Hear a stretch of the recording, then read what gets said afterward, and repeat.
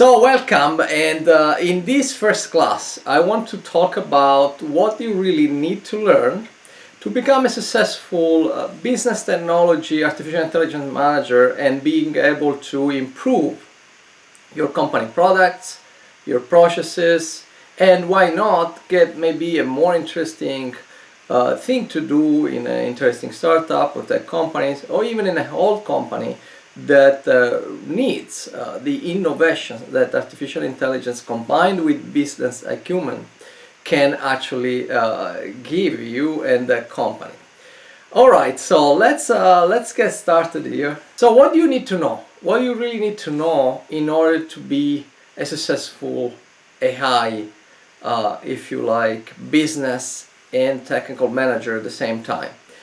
This is what I want to address, and before we start I want you to look at this other slide that I prepared for you, and I say something that a lot of people say. It's basically knowledge is power. Now, this is what I want you to do. If this is not a belief that you share with me, please go ahead and leave this presentation. Here is what I think are the 4 or 5 things that you need to understand to be able to be an effective, if you like, artificial intelligence product manager or business manager or entrepreneur. So the first thing is you need to know what your company strategy is. So this is a purely business exercise, but it's a very important thing. And what I've done here in order to start this conversation is to think of a chart that has 2 dimensions. On one dimension is whether or not the company is pursuing a strategy where it's creating something new for the company itself but already exists in the world, or is trying to create something that is completely new in the world, and whether or not the company is trying to target existing customers or new customers. This is very important, and we'll see, because it defines more or less where you are. Like if you're going to be in a forest, if you're going to be on a river, if you're going to be if you like, you're gonna go towards a mountain, okay? Because that's really defined by, usually it's defined, if you're an entrepreneur you do all the definition, but if you're working in a large company, this is something that is defined by somebody else in the company, so you will have to understand where you are. So basically, if let's say the company is trying to retain customers, think of something like Zoom, for example, Zoom Video, the video conference software. And what this could be is that they start to add something that it exists today. So for example, today it's possible to record high definition video on each participant of the video conference, but Zoom actually is not doing it. It records everything in one single place. And if you do that, let's suppose that there is a tiny or a minority of customers that would be very interested to that, and that the company was feeling that they would lose it. Instead, if you do that, the company now, the customers will stay with the company because you have added, if you like, a feature that you had not before. But it's a feature that existed there in the marketplace. So you're trying to retain your customers. In another situation, a situation where you want to create something new to the world, maybe you're trying to upsell to your customers. So if you're in this other quadrant of our chart, think again of the Zoom case. The Zoom case, the video conference is so much in use today. Think of a situation where you want automatically to take notes from the conference, and then you want to retrieve these notes. Actually, this product today exists, but it didn't exist. This is a typical artificial intelligence product that will analyze the voice, will translate all the various voices into text, and then will tag this text and will make it searchable so that in the future you can retrieve just certain pieces and certain notes on the recording. So that means that basically, if you had something like that, you could upsell. Before you were selling Zoom for $13 per month.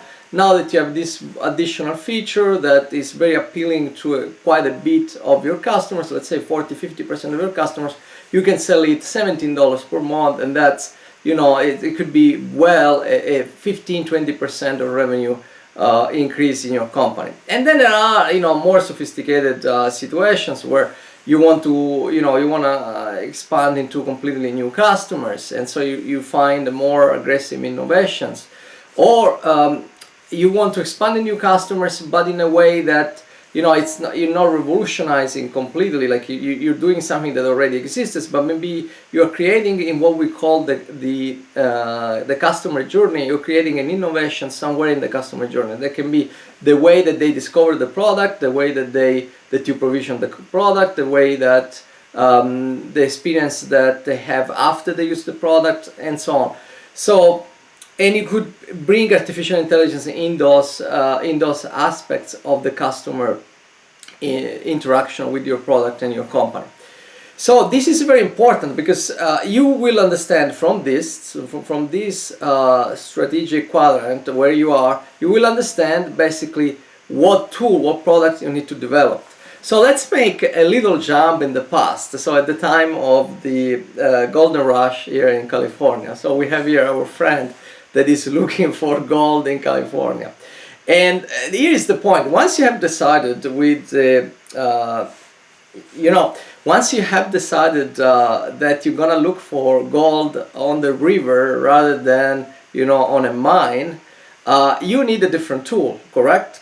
So if you are looking for gold on the river, you'll need this kind of plate that you see here.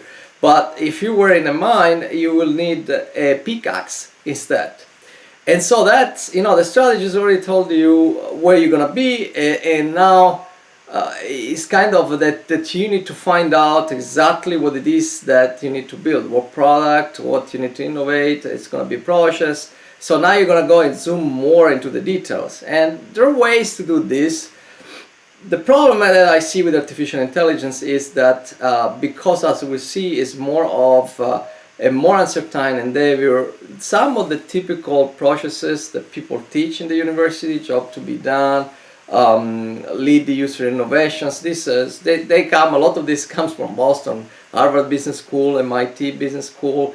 They cannot be, in my view, just translated to artificial intelligence immediately, but they're good things to have. And in my course you find that we go into the details of how combine these techniques for finding out what tool to build, and therefore then finding the gold ultimately with artificial intelligence. And we talk about other things more modern as well. I mean, things that, things like the coupling. That is a theory is coming up from, it's a theory based on a lot of studies that have done on companies.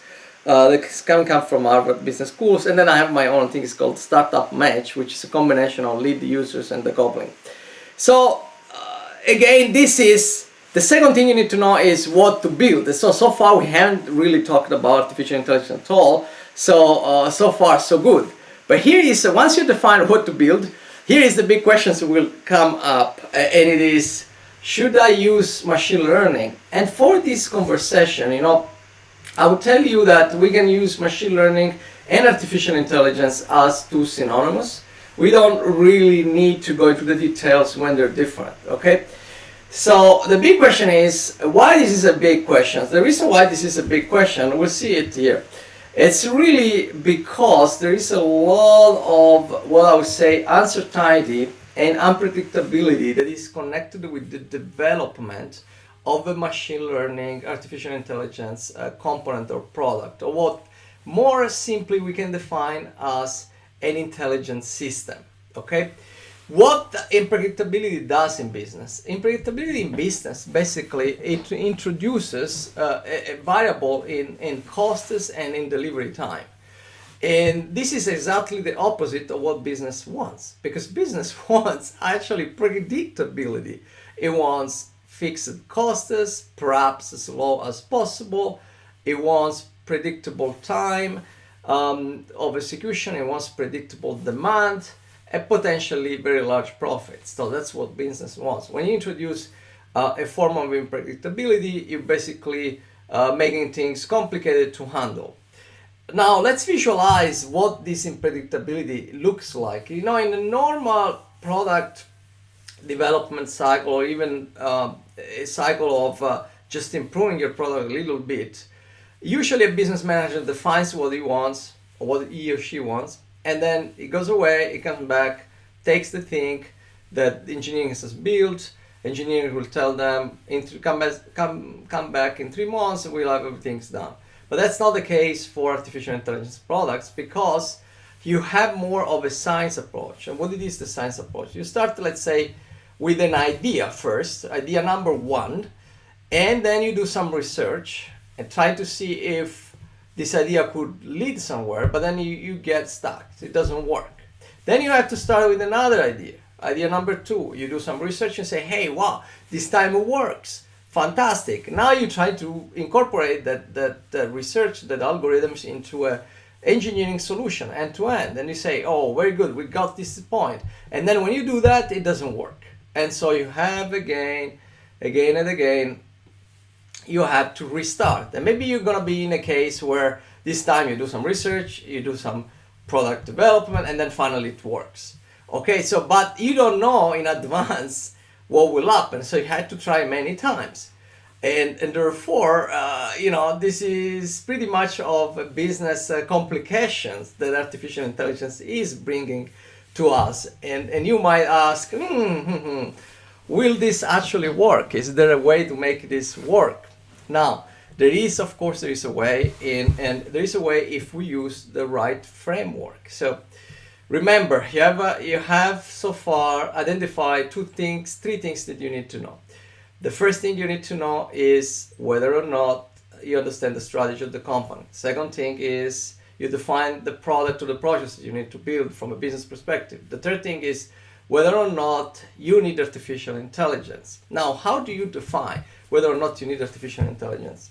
This is something that we can understand if we break the problem into a little bit of components. So the first thing is there are too many rules that human beings cannot handle. If the problem that you have is a problem like that, so for example, imagine that you will cook an egg on a Sunday morning only if your uncle from Sacramento comes to visit you and the temperature is at least 73 degrees, the humidity is 20%, and your other uncle calls you the day before and tells you that your grandmom has authorized you to do this, and then your neighborhood, and so on and so on. So you see so many conditions going on, it becomes very complicated to handle. So you never know when you can do it. So you rather give it to a machine. There are too many if.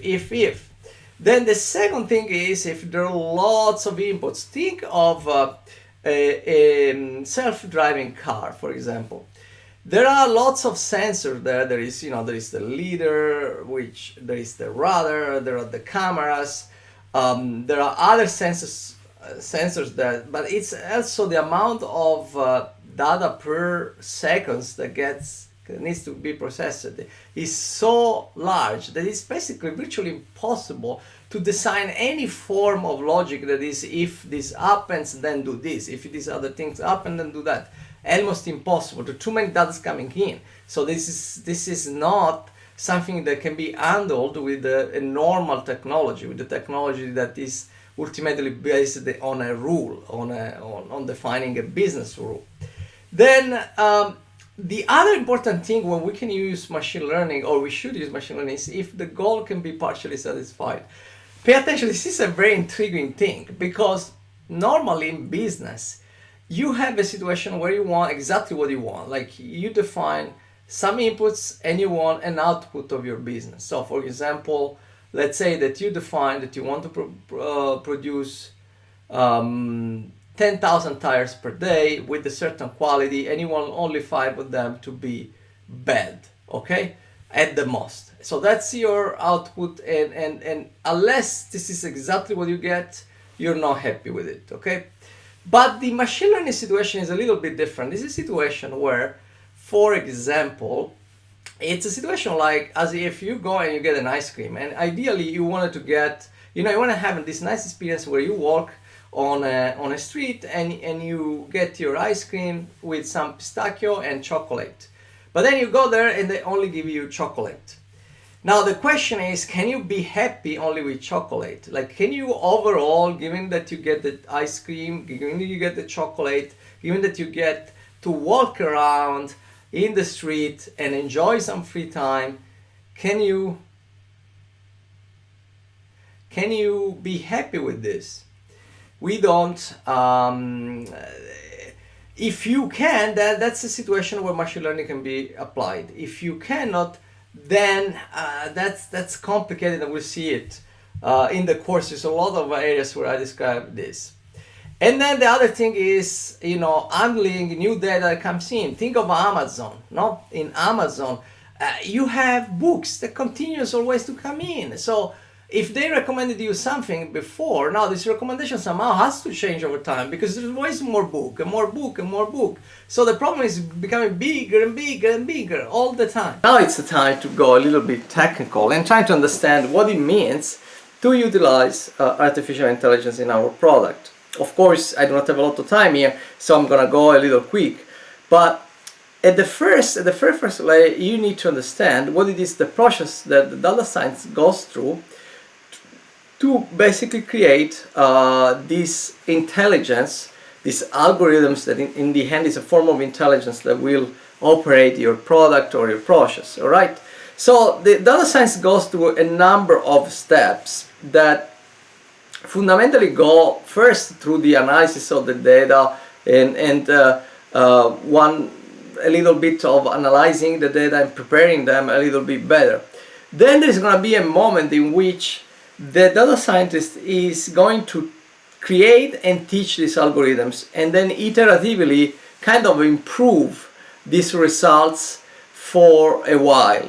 Now, when we talk about improvement, the improvement that data science does is an improvement at the algorithm level that this person, as we will see in a little bit, measures in terms of some parameters that have an exquisite mathematical nature. Okay, so the business part of it is not yet coming into place. Actually, it comes into place when he presents the results to you, the business managers, and this is when now you have to give the feedback.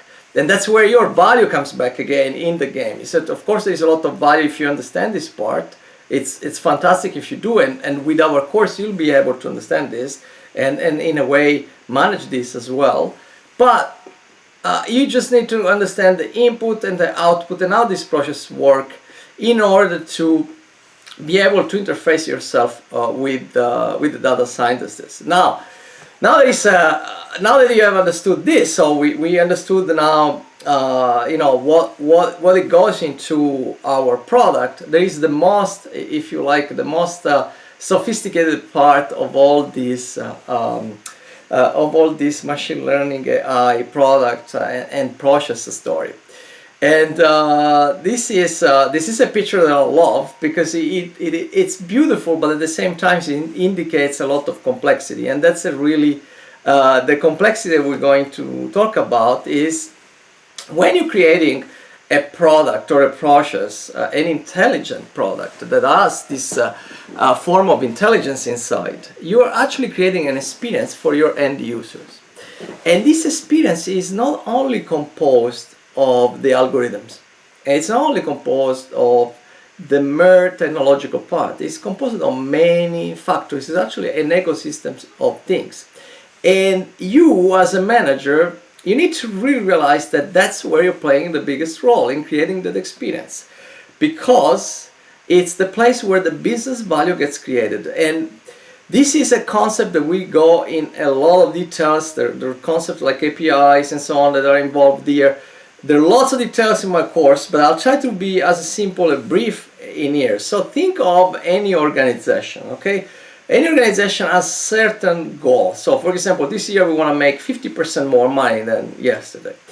But for every big, if you like, goal like that, there are also some more leading indicators. So for example, you can say 10% of all this money that we're going to make, maybe we want to make them from our search engine. Maybe we want to make it from our recommendation systems that is giving us, like in YouTube, is giving us the video to watch. And then you have something more specific that is what's called the user outcomes. In the case of YouTube, you can think of this like for every 100 videos that I show to this guy or to this girl, I want that at least he clicks 5% of them. That's a user outcome. And then finally, you have what we call the model properties. So that are the things that data science measures. Usually they're called precision, recall, but there are lots of other mathematical definitions. But all of these, if you like, goals that also can be defined as different type of KPIs, key performance indicators, for the different levels of the organizations, have a different level of measurability. Like the organizational objectives can be sometimes difficult to measure. I told you the 50% increase in revenue just to make it simple, but it could be other things, okay? And what's really happening is that there are lots of influencing factors on these various indicators, and your job as a manager is gonna be here. You're gonna work at the interface of leading indicators and user outcomes. So you're gonna define those, and those are really the key of the job. Okay, so understanding how to define these objectives is key, because the big organizational objectives are defined by the top managers, okay, and they have no visibility at all on what the engineers do here at the model properties, all right? But the economic value to reach these objectives and make the money is created here. And sometimes in order to achieve these objectives, okay, you have to make some compromise between the model objectives and the model performances and the various elements of the user experience or intelligent experience ecosystem. So you are the one that is gonna work here around the experience, around the ecosystem, and put all the, if you like, move all the knobs in a way that you're gonna get the leading indicators that are in line with the organizational objectives. Okay, and it's a very important job in any organization. So here is what I want you to remind. It's a little bit of a complex, and I recognize that it's a little bit of a complex topic. But if you take my course, you see that we deal with it in great details, and we give you a lot of practical and simple examples. So fundamentally, the other things that you need to remember, you need to know, is that you as a business manager will able to and will have to define the right goals for these intelligent products, and that is key to the production of economic value from the intelligent products. It's not the data scientist that is going to give you a more precise algorithms that will produce the value, but it's the combination of the goal that the system has to achieve and the user interface and the total interface that will provide the value. So very important thing. The last thing that you need to learn in order to be a successful business technology, artificial intelligence manager, and also, if you like, an entrepreneur, in case you're an entrepreneur that wants to improve his or her company, is you need to be able to measure results much more for artificial intelligence than for other type of products. And you need to keep improving. And the big question is how you're going to improve, because it's there that the difference is set between one product and another one. In my course, I really go into the details of this, and I show you lots of really interesting cases that will form your mindset, and you'll be prepared then to do these things in real life. But you know, a lot of people will tell you, okay, measuring is easy. I'm gonna do what's called in the industry, it's called A/B testing, which is something very simple. You basically make something new with your product, and then you divide your customers into big groups.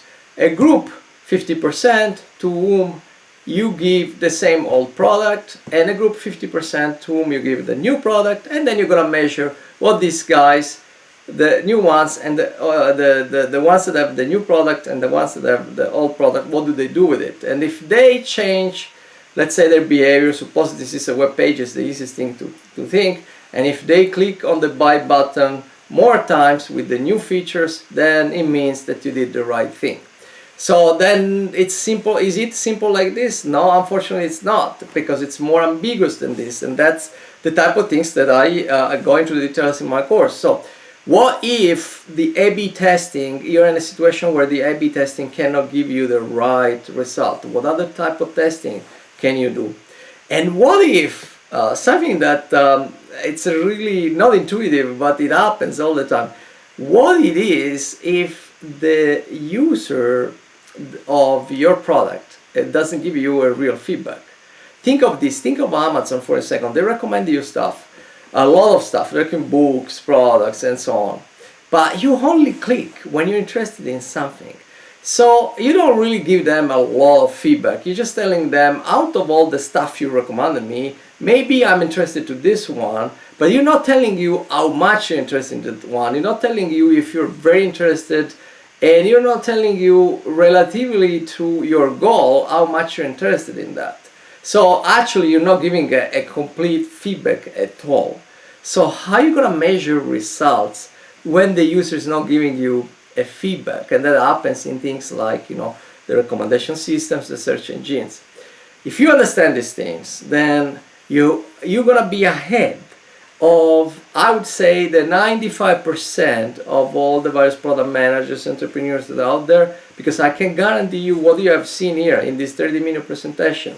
It might seem simple, but put it together, these 6 blocks that we have discussed, basically the company strategy, what product or process you're going to build, whether or not you're going to use artificial intelligence, what is the process of creating intelligence, and then how you're going to combine the intelligence with the user experience, and finally how you're going to measure results and improve the intelligence over time. All of these things that we're going to great extent in my course, most of the people out there don't really understand. So if you get them here, you are ahead of the 95% of the pack. Now, if you want to go into the details of this in a way that it doesn't take you, let's say, the $3,000 or $4,000 of the various online classes that you can find in the business schools, or the $12,000 that I've seen for Stanford engineering classes for part-timers, or if you do not have the time to invest, you wanna get something right away, quick, with 30 to 40 hours investment, then the right place to go is my course. And you can see on this web page all the details. I also recommend you to look at the various testimonials that we have. And with that said, I look very much to have you in my course. Thank you so much, and I'll see you inside. Bye bye.